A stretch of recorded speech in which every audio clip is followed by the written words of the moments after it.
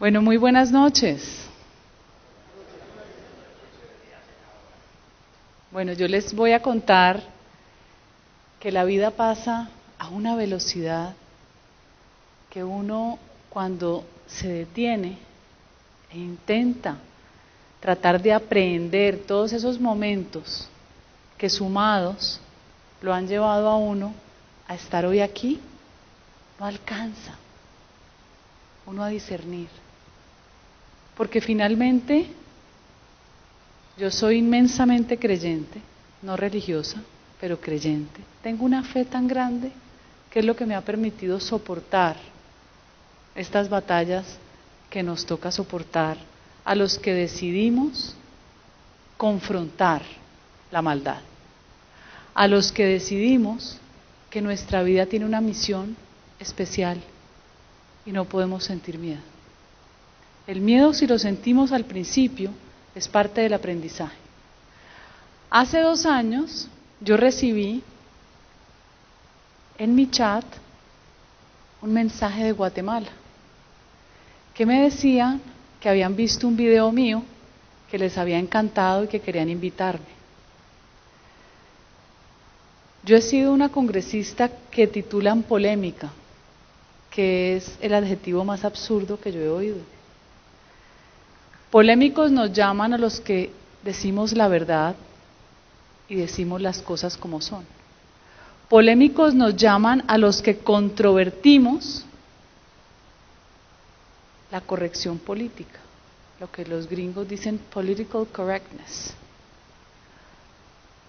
Polémicos nos llaman a los que tenemos el valor civil de denunciar lo que creemos que está mal. Y con el paso del tiempo va uno aprendiendo todos los días. Cuando me llamó Carolina, yo dije, yo he venido a Guatemala, porque Guatemala uno lo visita por turismo, habíamos comprado las artesanías, yo le cuento que las artesanías están en mi casa exhibidas, en mi casa, porque para mí la artesanía guatemalteca es la más bella de América Latina. El día de la posesión al Senado me llevé mi cartera guatemalteca. Y vine a Guatemala y hicimos una reunión fantástica con empresarios. Acabábamos de ganar el plebiscito, señores. Acabábamos de tener una experiencia que será inolvidable en mi vida. Era enfrentar todo el establecimiento cooptado por Juan Manuel Santos, que tenía la bandera de la paz con la que nos golpeaba todos los días, porque la paz de la izquierda significa que la única verdad es la de ellos y nadie más puede controvertir. Nos titularon enemigos de la paz.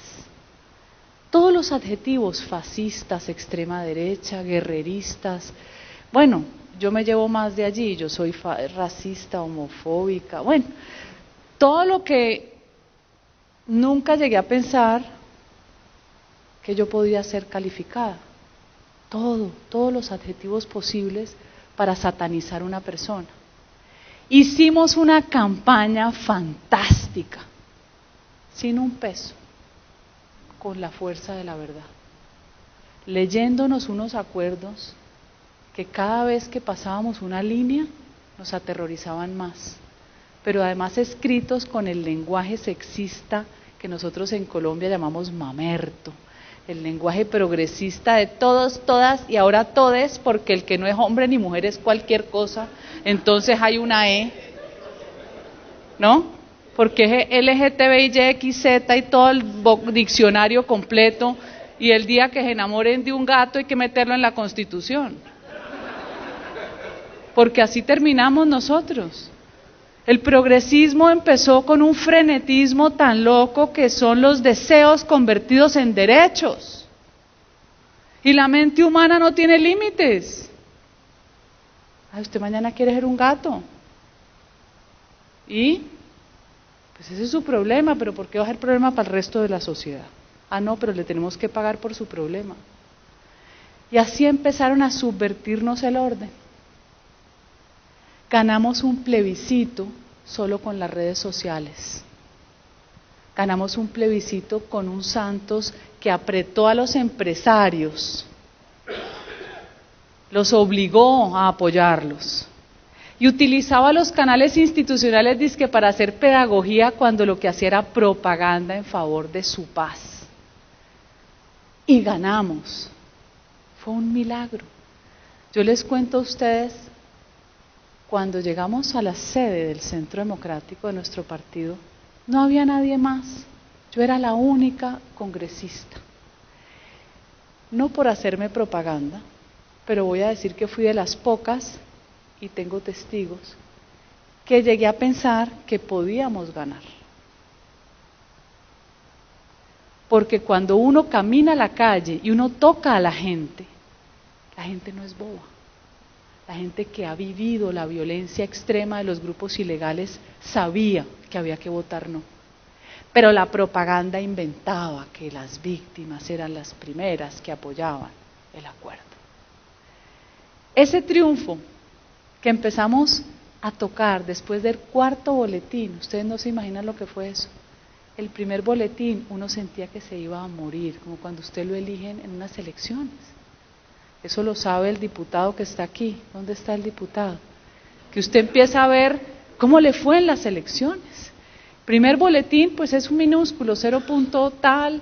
El segundo, el tercero ya pasamos por 1.000 votos, el cuarto por 40.000 y ya empezamos a ver las regiones que sabíamos que tenían mayor votación y que eran nuestras y las regiones que podían ser más corruptibles, donde el conteo iba más avanzado.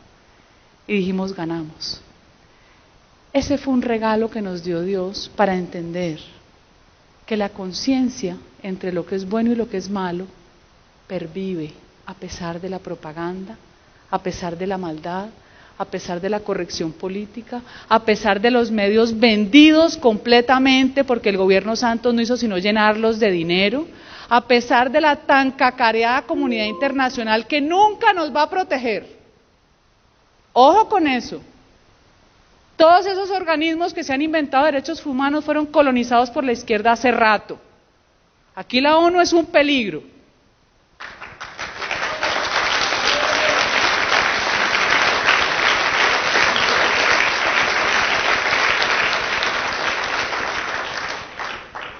Pero además vienen acompañados de países que les fascina enseñarnos a vivir en paz. Les fascina. Y ellos se encargan de promover políticas que en su país jamás serían aceptadas. Nosotros seguimos siendo en América Latina los conejillos de Indias, de todos los piratas europeos, de todos los vikingos y piratas, ¿no es cierto? Y de todos los gringos demócratas, mamertos y comunistas que todavía no aprecian que vivir en capitalismo es la única forma realmente ética de usted producir su propia riqueza, de usted ser responsable de su vida y no de echarle la culpa a los demás de sus desgracias. Todavía no lo entienden, porque vender populismo y vender comunismo es muy fácil, porque ser irresponsable es muy chévere. Vender responsabilidad es más aburrido, ¿no es cierto? Después de que nosotros ganamos, nos enfrentamos al dilema de una opinión dividida, donde nosotros éramos la mayoría, pero había una cantidad de gente que de verdad creyó en las mentiras de Santos, que nos las endilgaron a nosotros como mentirosos, y había una cantidad de políticos que les interesaba seguir percibiendo lo que en Colombia se llama la mermelada, los cargos públicos, la contratación pública, y había una cantidad de empresarios también que se lucraron y se beneficiaron de vampirizar al Estado. Entonces aquí les voy a hacer un diagnóstico para que ustedes reflexionen sobre eso.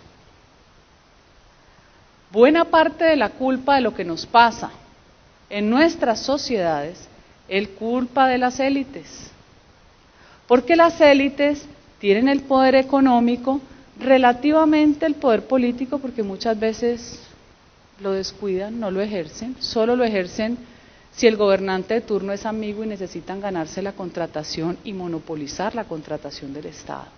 Y empezamos las élites a generar una distorsión de lo que es un Estado. Empezamos a generar el monopolio económico de los recursos públicos para unos pocos, como dice el libro de por qué fracasan los países, y no dejamos que nadie más compita. Y nos entretenemos con todos esos recursos, no dejamos competir a nadie y descuidamos elementos fundamentales de una sociedad que debe caminar sobre principios, sobre valores y sobre ética. Y nos empieza a importar poco quién es el gobernante mientras sea amigo para hacer negocios. Y ahí es cuando la élite se empieza a autodestruir. Porque el discurso populista empieza a encontrar asidero, porque es muy fácil señalar al que es rico y se beneficia de todas las componendas que hace con los funcionarios de turno del Estado y con los gobernantes. Ahí empezamos a perder. Las sociedades tienen que crecer cuando hay élites responsables. Y élites responsables es que entiendan que el capitalismo es espectacular, pero tiene que ser un capitalismo consciente. Que usted no puede generar distorsiones donde después usted sea señalado, acusado, y usted mismo le hace toda la plataforma ideológica al enemigo que va a llegar a acabar con todo. Los empresarios de Venezuela, de una forma terriblemente egoísta, porque han sido el país más rico de América, con las reservas de petróleo más grandes del mundo. Siempre miraron a Colombia como el vecino pobretón, como cuando usted está en el colegio y le toca en el puesto de al lado a la niña rica y usted pues no le alcanza a tener los mismos tenis, zapatos que la de al lado. Siempre nos miraron con desprecio. Ellos dicen que no, pero uno sabe que sí. Nosotros nos beneficiamos de Venezuela, porque nosotros expulsamos colombianos por pobreza o por violencia a España, a Estados Unidos, a Canadá y obviamente a Venezuela, que era más fácil por la lengua, igual, parecidos nosotros. 5 millones de colombianos se beneficiaron desde hace 40 años. Muchos lograron su única vivienda que nunca la hubieran podido comprar con el sueldo de Colombia, nunca, o con el trabajo informal, gracias a lo que pagaba Venezuela.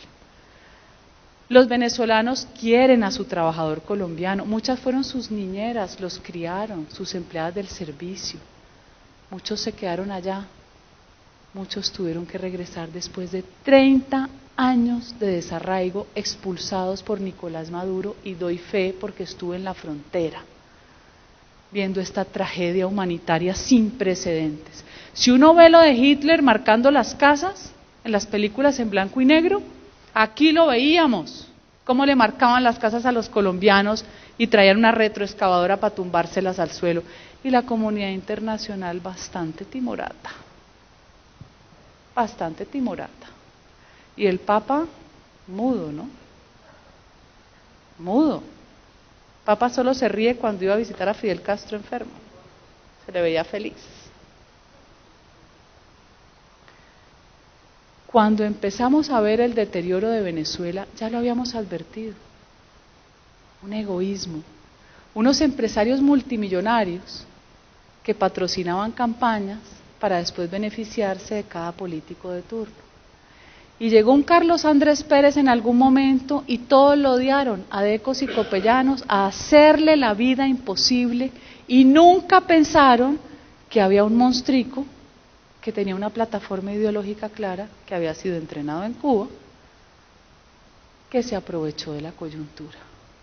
Son momentos específicos donde se pierde todo. Y muchos empresarios apoyaron a Chávez. Y muchos creyeron que a punta de extorsiones que les cobraba Chávez y los generalotes iban a poder sobrevivir. Muchos empresarios en Colombia, amenazados, denunciados, muchos que han perdido inclusive propiedades, les fascina patrocinar a las ONGs de izquierda, porque creen que así se cubren. Y me canso de decirles que están cavando su propia tumba. El empresario debería saber que su bendición de generar prosperidad y de generar empleo tiene que darle la suficiente capacidad para generar bienestar en esas comunidades que interviene, para saber que no van a ser sus enemigas, porque en el momento en que hay un enemigo, la misma comunidad se encarga de que eso no pase a la ilegalidad, de que no pase a mayores. El empresario tiene que saber que esa bendición de prosperidad tiene que irrigar el entorno para que sea permanente en esa comunidad. El empresario que no lo hace, pero que prefiere tener de aliada a la izquierda para que no lo toquen, está dilatando el tiempo donde lo van a llevar a la guillotina.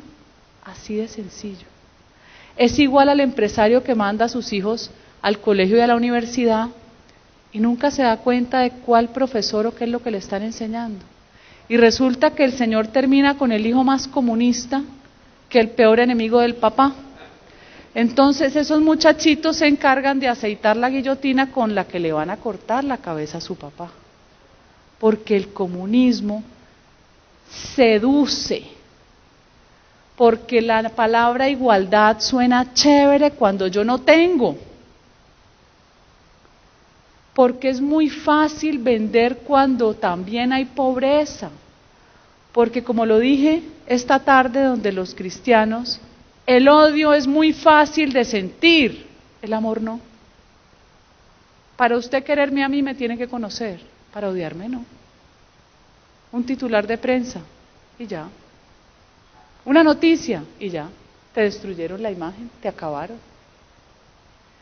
Ustedes tienen la responsabilidad, porque ustedes están en un escenario de juego de poder donde pueden ganarlo todo o perderlo todo. Y son espacios y son oportunidades. Los venezolanos lo perdieron todo. La arrogancia de nuestros vecinos, ustedes la ven hoy, ¿saben en dónde? En cada esquina de cada ciudad y pueblo de Colombia donde mendiga un venezolano un plato de comida. No es Bogotá, no es Cali, no es Medellín, es en todo Colombia. Usted va por una carretera de Colombia y lo que hace ver es los caminantes, seguramente millones de ellos votaron por Chávez. ¿Qué quedó de Venezuela? ¿Por qué nos siguen vendiendo la misma receta que no funciona? Porque siempre se inventan que hubo un error en la receta. Ay, el horno lo prendiste un poquito bajito, por eso no cuajó. Y todavía hay quien lo copie. Porque tenemos estados capturados. Porque lo primero que ellos hacen es cooptar la educación y la justicia. Y de los errores más graves que ha cometido Guatemala es haber cedido su soberanía a un tribunal que terminó siendo su yugo.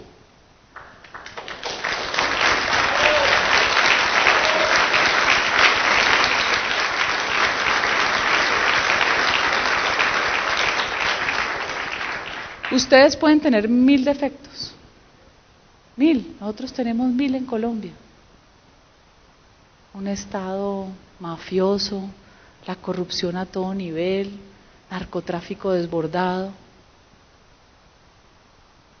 Ustedes tienen un problema de corrupción endémica, pero ceder la soberanía judicial es lo más peligroso. Y es con lo que hoy Colombia se juega su futuro, con la tal Jurisdicción Especial para la Paz. Que recuerden algo, el lenguaje comunista, como el pensamiento, como el discurso, siempre genera o inventa una realidad paralela. El comunista, que es un enfermo mental, un esquizofrénico, un digno miembro de lo que se llama la izquierdopatía revolucionaria, para que no se les olvide, izquierdopatía revolucionaria, término acuñado por el filósofo Olavo de Carvalho, que fue el que a mí me reveló y me dio el discernimiento suficiente para saber denominar las cosas como son en el universo de los socialistas y comunistas, que al final son la misma cosa, solo que ellos se disfrazan de colores. Partido verde, partido amarillo, partido no sé qué, en el fondo son rojos, como no sé cómo se llaman aquí las sandías. Verde por dentro y rojo, verde por fuera, rojo por dentro, siempre con colorinches y con vainas ambientalistas, nacionalistas, culturalistas, todo con ista, en el fondo es rojo. Su lenguaje es invertido, cuando hablan de paz es guerra, cuando aman la paz es porque son los únicos que viven en guerra desde que amanecen, lucha de clases, todo el tiempo están en controversia con el trabajador, contra el empleado, con el marido contra la mujer, con el hijo contra el papá, todo el tiempo su forma de vida es el conflicto, porque de eso se alimentan, por eso aman la paz y nos enseñan paz. Como les digo yo no he matado a nadie y yo no he secuestrado a nadie, pero a mí me da lecciones de paz el matón, que ahora cree que porque está indultado le van a resucitar, le van a revivir sus muertos. No, los muertos no le reviven, los mató. Y los secuestrados, su condición no la van a cambiar porque hay un papel que los indulte o los amnistíe, pero ellos sienten que tienen una condición moral superior porque cogieron las armas por amor, como dice Gustavo Petro. Amo tanto que te mato, ¿no es cierto? Y ese discurso lo van repitiendo permanentemente. Es inversión revolucionaria. Nosotros somos los victimarios, los amigos de la guerra, nosotros somos los malos. Los empresarios son lo peor, porque el objetivo son ustedes. El objetivo es destruir el que genere posibilidad de bienestar y de riqueza. Ustedes son los primeros que están en la mira de ellos. Por eso yo les digo, no alimenten al enemigo. El enemigo se disfraza. Muchos se disfrazan de sotanas, organizaciones de sacerdotes, jesuitas, no sé qué, teología de la liberación al cuadrado. Vaya a ver qué han hecho en las comunidades. Vaya a ver si alguna comunidad indígena ha generado prosperidad con el asistencialismo o con toda la plata que reciben de la comunidad internacional. ¿Qué tal el dinero que les da USAID? Los mismos gringos financiando sus propios enemigos.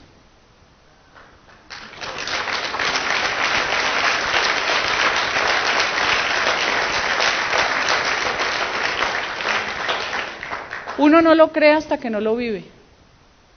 Hay un portal que yo le dije a Carolina esa vez que la conocí, que se llama Activist Cash, y ahí ves cómo se mandan platicas los unos y los otros, y hacen unas cadenas y unas redes y empiezan a subvertir las instituciones y la realidad hasta tal punto que usted pierde su país. Ellos entendieron que por la lucha armada no lo van a lograr. Por eso Chávez fue su mejor ejemplo. Por eso se inspiran en Antonio Gramsci. Ellos entendieron que es apoderándose de todas las instituciones, de la cultura, para poderlas retorcer. Y ahí acaparan ellos todo. Cuando usted va a ver, usted perdió su país. Y lo perdió más rápido de lo que usted cree. Ellos puede que tengan minorías en el Congreso. El problema es que en el Congreso las mayorías es lo que llamamos la burguesía cobarde.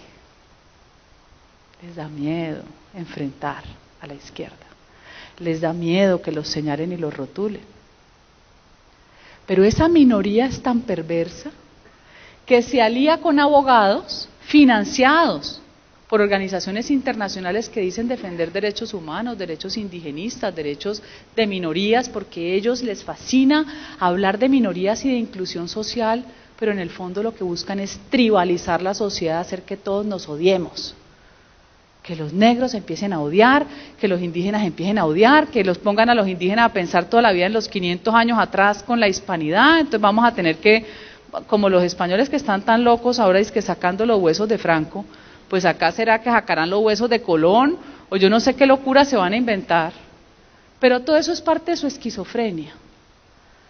Y nos envuelven a nosotros y nos hacen perder el tiempo productivo que deberíamos estar generando riqueza.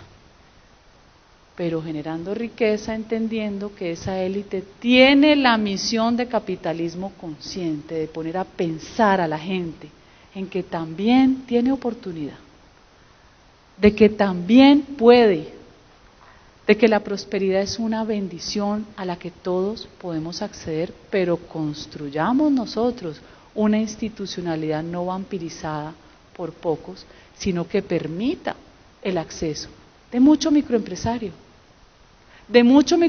asociado con el gran empresario. Extendamos esa capacidad de producir riqueza para poder evitar todos estos escenarios, porque nosotros no actuamos unidos. Nosotros estamos peleando entre nosotros. Ellos tienen una agenda, tienen una plataforma mundial. Como no todo lo pueden controlar, se estrellaron con un señor por el que nadie daba un peso, que decían que era un loco, que es Donald Trump, y se estrellaron con otro que decían que era otro loco, que es Bolsonaro. O sea que nosotros las reglas del juego mundial se nos mejoraron en América Latina. Si no aprovechamos este momento para volver a retomar el rumbo, volver a reconstruir la institucionalidad y el espíritu de unidad de una nación, ojo con lo que les estoy diciendo. ¿Por qué Vox va a triunfar en las elecciones a pesar de que les digan que son fascistas, extremistas, radicales? Porque fue el único que se atrevió a denunciar penalmente a los golpistas, una minoría valiente, porque fue el único que se atrevió a alzar la bandera y decir la España unida es grande. Por eso Guatemala, todas esas teorías indigenistas, es una mentira para fragmentarles a ustedes su soberanía. Todos cabemos, todos bajo una sola nación que es un espíritu vivo, bajo una constitución que entienda que hay diferencia, pero no con 40 jurisdicciones para que su país se les termine de destruir. Esa política es la que hay que enfrentar y confrontar, porque confunden al indígena y lo llenan de odio, cuando el indígena lo que tiene es que generar riqueza y cultivar y exportar y tener derecho a ser rico, no a estar sometido a sus líderes entre comillas, porque sus líderes son nocivos, porque esos son los que se quedan con las ayudas de USAID y de los europeos y cuanta ONG hay, porque esos se quedan con todo, mientras la base indígena sigue en la miseria, pero generando odio. Entendamos que la realidad la tenemos enfrente. Ustedes tienen el poder de transformar este país. Y yo quiero felicitar a esas mujeres que se atrevieron.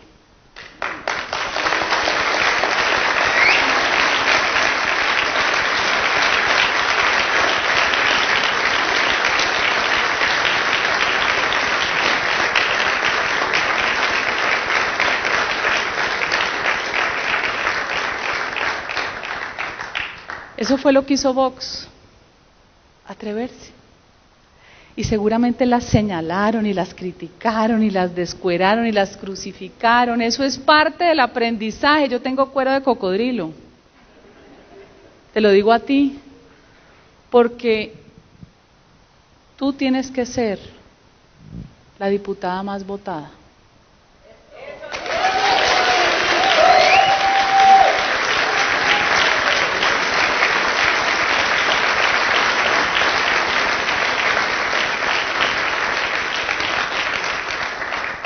Eduardo Bolsonaro, el hijo de Jair Bolsonaro, es el diputado más votado en la historia del Brasil.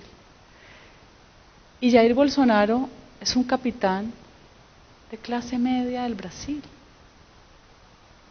Simplemente recogiendo las ideas que recogió en su momento Trump y recogió Vox, el sentido común.